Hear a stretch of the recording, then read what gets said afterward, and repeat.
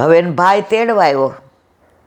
એણે ગામડું જોયું ને ઓલી ગાયની ગમાણ જોઈને બેન તો છાણા થાપતી હતી. આવ્યો મારો વીરો કરીને.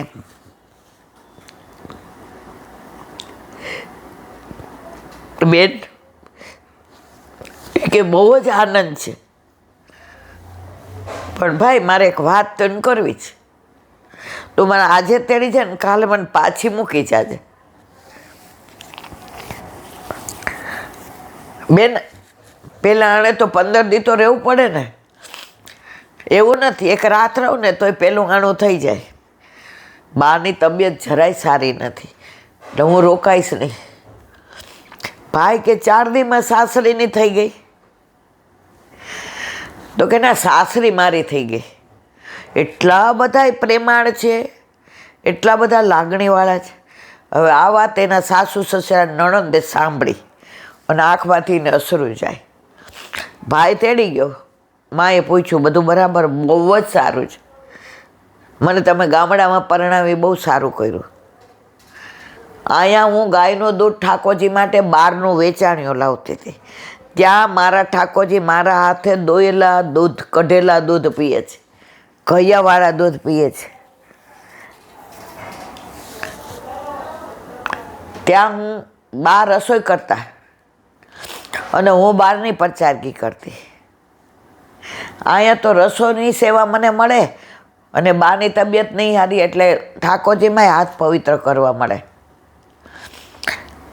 અહીંયા ખેતર ઓલા ખાચિયા ત્યાંથી લાવતી હતી. ત્યાં બાજુમાં જ ખેતર છે એટલે જે ઠાકોરજીને રોગવું હોય એ હું ચૂંટી આવું. અહીંયા ફૂલ હું ફૂલવાળાને ત્યાં લેવા જતી સાયકલ લઈને. ત્યાં તો આંગણામાં જ ગુલાબ ને મોગરો ને બધું છે. કાકા તમે કર્યું ત્યારે મને બહુ દુઃખ થતું હતું કે મને ગામડામાં નાખી દીધી, હાવ ફેંકી દીધી. પણ ઠાકોરજીને હું કેટલી બધી વાલી છું કે આ બધી ટેલ મારી પાસે કરાવી હશે તો મને તમે ગામડામાં આપી. બીજે દિવસે બધા મળવા આવ્યા સગાવાલા. ચા પાણી કરીને જાજે, કાકા કે જમીન જાજે, ફોઈ કે અમારા ઘરે આવજે. બધાના હાથ જોડીને કે મારાથી રોકાવાય એવું ને. અરે હજી તો ઢેલના પગ 9 દી રાતા હોય, અત્યારથી તું સાસરીને થઈ ગઈ. એ કે ના, સાસરી મારી થઈ ગઈ. કે શું સાસરી મારી? એ કે લોકો એટલો બધો પ્રેમ આપે છે અને મારા સાસુની તબિયત નથી સારી રહેતી અને મારી નણંદે સાસરીવાળા છે તો એના સાસરે એના સાસુની રાહ જોતા હોય ને એટલે હું તો કાલે જઈશ. બધાય ક્યાં તો એક દિવસમાં ફરી ગઈ. આણું કર્યું, બધું લઈને ગઈ. એને સસરા કે મારા આણું કોઈને બતાવવું નથી, જે લાવ્યા એ તમારું, આ બધુંય તમારું જ. એ કે બાપુજી બધુંય ઠાકોરજીનું છે, આપણું ક્યાં જ કાંઈ. પછી એના સસરાએ કીધું કે બેટા મારે તમને એક વાત કરવી છે. આપણા ખેતરમાં આપણે 3 ભાગે હવે વાવવા દઈ દઈએ. કે કાં બાપુજી? એ કે અત્યાર સુધી તો હું ને લાલો કરતા હતા, એના વરને લાલો કહેતા હતા ઘરમાં. પણ દાળિયા રાખતા હતા ને તો રોજ 10 દાળિયાનું રાંધવું પડે. તમારી બા જેમ તેમ કરીને રાંધતા હતા. પણ હવે તમે તો નાના છો, નવા વવારું છો, હજી હમણાં આવ્યા છો, આટલું બધું કરી ન શકો તો 3 ભાગે દઈ દઈએ. બાપુજી ઠાકોરજીનું ખેતર છે ને, ઠાકોરજી કરાવશે. જેમ ચાલે છે એમ જ ચાલવા દો, કાંઈ આગળ પાછળ કરવું નથી. તો કે બેટા ઘૂમટો ઘરમાં નહીં કાઢો, તમે મારી દીકરી છો. હવે એ જમાનામાં દળવાનું હતું હાથે ઘંટીએ. એટલે એના સસરાએ કીધું કે તમારે દળવાનું નહીં, તમારે ગાડામાં ડબ્બા મૂકી દેવાના, ઘઉંનું, બાજરાનું, ચણાના લોટનું, જાડું કોરકોરું. અહીંથી એક ગાવ દૂર શેર છે ને ત્યાં ઘંટી છે તો લાઇટ હોય ને તો એ લોકો દળી દે છે. લાઇટ જાય તો આપણે 2-3 કલાક બેસવું પડે. એ કે કાં બાપુજી? મારા ઠાકોરજીને મારા સાસુએ બહારનું દળાવેલું ધર્યું છે, મારા હાથનું જ આરોગ છે. એના સસરાની આંખમાં પાણી આવી ગયા. ઘરમાં બધું કામ વ્યવસ્થિત કરે. હવે સાળંત ભણેલી હતી ને એને જે નોકરીનો શોખ હતો. હવે સાંજ પડે એટલે ગામડામાં આજની તારીખમાં બધા 7, 7:30 થાય એટલે વાળું કરી લે. એટલે 7, 7:30 થાય એટલે બધા વાળું કરી લે. પછી મહિનો થયો એટલે એને સસરાને કીધું, બાપુજી તમે મને દીકરી કહો છો તો હું એક વાત કરું. એ કે હા બટા. એ કે આપણા ગામમાં વૈષ્ણવ કેટલા? એ કે ગણી ગાંઠાના 8 કે 9 ખોયડા છે. એ કે તો કે આપણા ઘરે રોજ સત્સંગ કરીએ, હું રોજ વાંચીશ. અમારા ઘરે રોજ સત્સંગ થતો હતો અને મારા કાકા સમજાવતા હતા એમ હું બધા વાતો કરીશ. અરે ભાગ્ય સૌભાગ્ય છે એ અમને જ દે. દીકરી તમે આવ્યા, બધું સંભાળી લીધું, પણ સત્સંગ તો સૌભાગ્ય યમુનાજી દે તો થાય. તમે તમારે કરો. તો કે બાપુજી હું તો વવારું, મારે ગામમાં કહેવા ન જવાય. તો કે લાલાને મોકલું છું. તો એના વર બધાને કહી આવ્યા કે આજથી ને નીમું વાંચશે. તમારી વહુ કે ગામમાં નામે ન દે, તમારી વહુ વાંચશે અને સત્સંગ થશે. 7:30 બધા આવી જાય અને 9 વાગે બધા જાય. સવારે કાં ખીર બનાવી રાખે અટકીમાં ઠાકોરજીને ધરાવેલી, કાં લાડુડી બનાવી રાખે, કાં મગફળી પાક બનાવી રાખે, કાં માનભોગ બનાવી રાખે. અને સાંજે બધા જાય એટલે બધાને હાથમાં પ્રસાદ દે અને ઝાઝા કરીને જય શ્રી કૃષ્ણ કરે.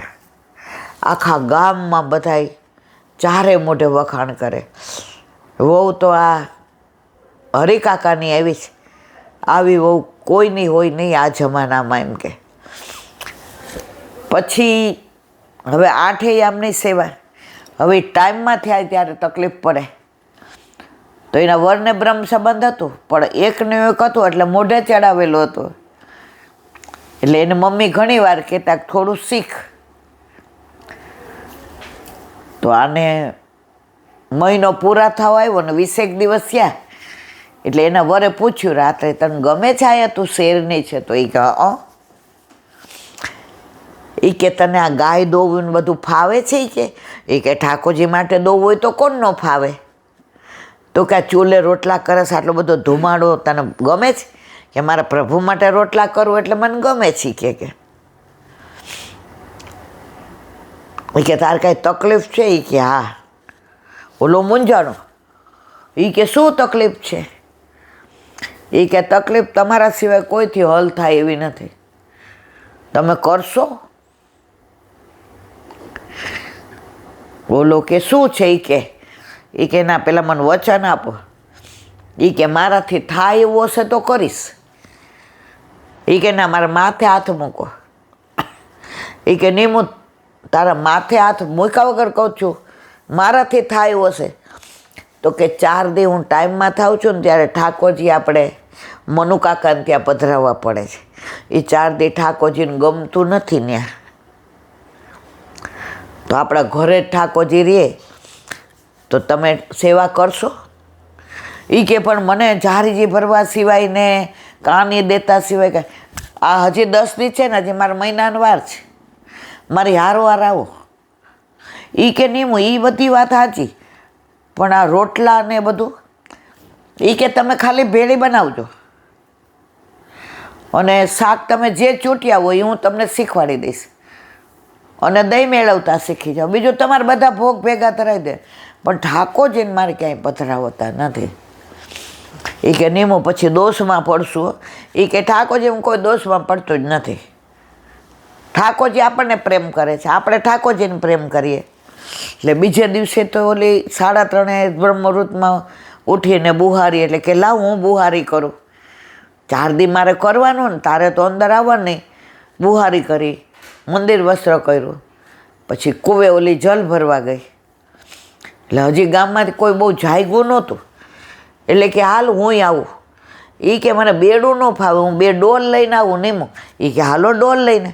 પણ આવી ડોલ ન હાલે, ઊભા રહ્યો કે આ ઓલી મારા આણામાં નવી આવી છે ને એ ઉતારી દઉં. એ કે એટલે 2 ડોલ ઉતારી દીધી અને જળ ભર્યું 2 જણાએ.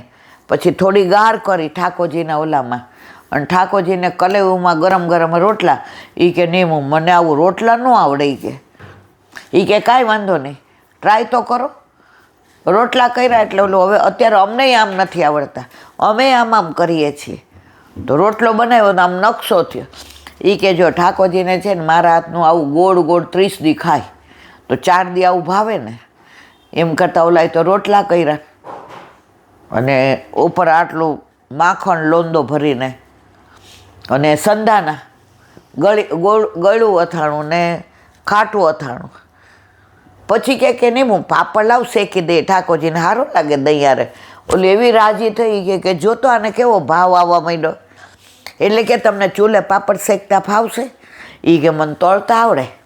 નીમું કે કાંઈ વાંધો નહીં, સવારે ને બપોર તળેલા જ હોય, સાંજે જ શેકેલા હોય. એટલે એણે તો ડબ્બો ભર્યો તળીને, અને ઠાકોરજીને કે ભોગ ઘાલો ધરાવા. ઝારેજી ભર્યા અને ત્યાં બધું બંટાજી લઈ લીધા, બધું પીછવાઈ બદલાવી, સિંહાસન ઉપર બધું ઝાપટીને સરખું કર્યું અને કટોરી બધી સાજી લીધી અને જગાવ્યા ઠાકોરજીને. હવે આવું અઠવાડિયું નીમુની હારે કર્યું અને એ ટાઈમમાં થઈ. એટલે હરિકાકાએ કીધું, એ કે લાલા આપણે 2 ઝાંપીજી કરી લઈએ અને મનુકાકાને ત્યાં પધરાઈ આવીએ. એ કે ઠાકોરજી. એ કે બાપા ઠાકોરજી હવે ક્યાંય નહીં જાય. એ કે બોતડા ક્યાં ઠાકોરજી નહીં જાય? તો વહુને તો હાથ ચોખ્ખો નથી અને તારી માં ક્યાં બિચારી ઊભી થાય છે, માંડ ચરણ સ્પર્શ કરે છે નાઈને. બાપુજી હું કરીશ. હે તારી માં કઈ થાય કે તો ઝારીજી ભરવા નહોતો આવતો. બાપુજી હું તો કે તો હું અપરસમાં નાહીશ. બાપાએ નાહ્યા અને સવારથી સાંજ સુધી ઠાકોરજીને જેવું નીમું કરતી હતી એમ કલેવુંમાંય રોટલાય કર્યા ને બપોરે ખીચડી ને શાક ને છાશ ને પાપડ ને. હવે 2ને રોટલા ને ભાખરી આવડે નહીં. એના બાપા કે તુંય કર ને હુંય કરું, સારું થાય એ ધરાવવાનું. 1 જણ કરો રોટલા ને 1 જણ કરો ભાખરી. 2ને સરસ થયું. ઠાકોરજીને અરોગાયું, ખાડા પડ્યા, અંદર ઘી પધરાવ્યું અને ઘી ગોળ મૂક્યું. એ કે બાપુજી શું કરવું છે? એ કે આજે 2 ધરો. અને ઠાકોરજીને 4 દી એવા લાડ લડાવ્યા. એ 5મે દિવસે નીમું આવી. એ કે હેવાયા થઈ જતા નહીં હો આના, આ તો 4 દી પૂરતા જ છે, કાયમ તો હું જ છું. અને ગામમાં નીમું સત્સંગ કરે તો 8-9 ખોરડાવાળા તો આવ્યા, પણ બીજાય પૂછવા માંડ્યા. બધાય વાતું કરે, એવી આની તો બોલી કોયલ જેવી મીઠી છે, એટલું સરસ સમજાવે છે, 84-252ની વાતો કરે. તો આપણને તો એ દ્રશ્ય નજરે ધરે, જાણે લીલાની અંદર પહોંચી ગયા હોય એવું લાગે. અને આહા નીમું જ્યારે શિક્ષાપત્ર હરિરાયજીના વાંચે છે ત્યારે તો બાળ લીલામાં આપણે ગોકુળમાં પહોંચી જાય ને ઠાકોરજી માખણ ચોરી કરતા હોય ને કૂદાવકૂદ કરતા હોય ને ગોપી એની પાછળ દોડતી હોય ને. આહા નીમુનો સત્સંગ છે કાંઈ. એટલે બધાએ પૂછ્યું કે હરિકાકા અમારે અવાય? એ કે વૈષ્ણવ હોય તો અવાય. હવે આખા ગામમાંથી બધાએ હરિકાકાને વિનંતી કરી કે ગુરુદેવને પધરાવો તો અમે બ્રહ્મ સંબંધ લઈએ અને અમારા ઘરે ઠાકોરજી આવે અને અમે પણ નીમુનો સત્સંગ સાંભળવા આવીએ. હરિકાકા નીમુને લઈ અને એના વાઈફને લઈને લાલાએ ગાડું ચલાવ્યું અને ગયા ગુરુદેવને ત્યાં દંડવત કર્યા. નીમું આવી? ગુરુદેવ કે આપની કૃપાથી તારા દ્વારા આખા ગામનો ઉદ્ધાર હતો એટલે તને ગામડામાં પરણાવી. તું શું કરવા આવી મને ખબર છે.